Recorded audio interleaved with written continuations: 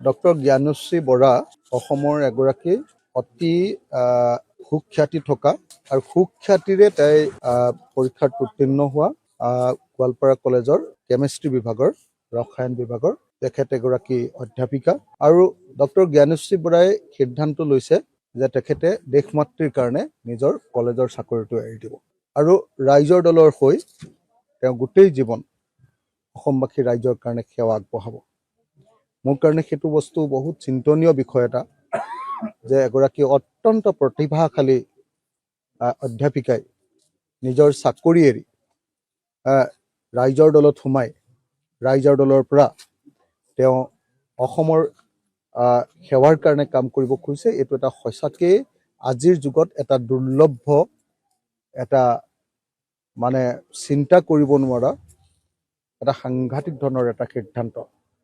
মই ভয় খাইছোঁ যে তাই যি দৃঢ়তাৰে সৈতে যি আশা লৈ এনেকৈ সমাজ সেৱা কৰিবলৈ আহিছে, দেশ সেৱা কৰিবলৈ আহিছে, তো সেই আশা যেন তাই পূৰণ কৰিব পাৰে।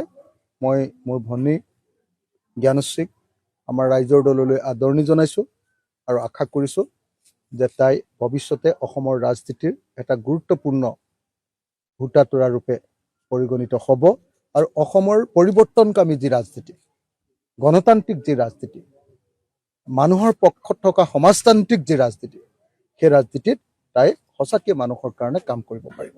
এতিয়ালৈকে কোনো সমষ্টিৰ কথাটো এতিয়ালৈকে মোৰ লগত পতাও নাই, ময়ো পতা নাই তাইৰ লগত।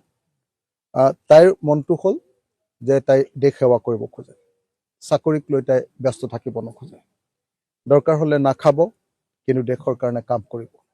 এইটোৱে হ'ল বৰ্তমান সময়ত জ্ঞানশ্ৰীৰ মূল উদ্দেশ্য। গতিকে ক'ত ইলেকশ্যন খেলিব, ক'ত নেখেলিব, এইবাৰ খেলিবনে, অহাবাৰ খেলিব নে কোনোদিনেই নেখেলে, সেই সিদ্ধান্ত এতিয়ালৈকে আমি আলোচনা কৰা নাই। মই তাইক বাৰম্বাৰ কৈছিলোঁ চাকৰি এৰিব নালাগে। তাইক মই তাইৰ পিতৃগৃহলৈ পঠিয়াই দিছিলোঁ যে ঘৰত সুধিয়া, মই তাইক শহুৰৰ ঘৰলৈ পঠিয়াই দিছিলোঁ ঘৰত সুধিয়া, কিন্তু তাই সকলোৰে লগত স্পষ্টকৈ জনাই দিছে যে নাই, তাই চেলেঞ্জ ল'ব, প্ৰত্যাহ্বান ল'ব আৰু দেশৰ কাৰণে কাম কৰিবৰ কাৰণে চাকৰি এৰি দিব। আৰু সঁচাকৈ আজি ডক্টৰ জ্ঞানশ্ৰী বৰাই নিজৰ কেইবা লাখ টকীয়া দৰমহা পোৱা চাকৰি এৰি সমাজৰ ভাল কাম কৰিবৰ কাৰণে ৰাইজৰ দলত যোগদান দিবৰ কাৰণে তাই ওলাই আহিছে। মই সেইকাৰণে জ্ঞানশ্ৰীক শুভেচ্ছা জনাইছোঁ, অভিনন্দন জনাইছোঁ আৰু শুভেচ্ছা জনাইছোঁ যাতে সঁচাকৈ আমি অসমৰ ৰাইজৰ কাৰণে প্ৰকৃত অৰ্থত কাম কৰিব পাৰোঁ।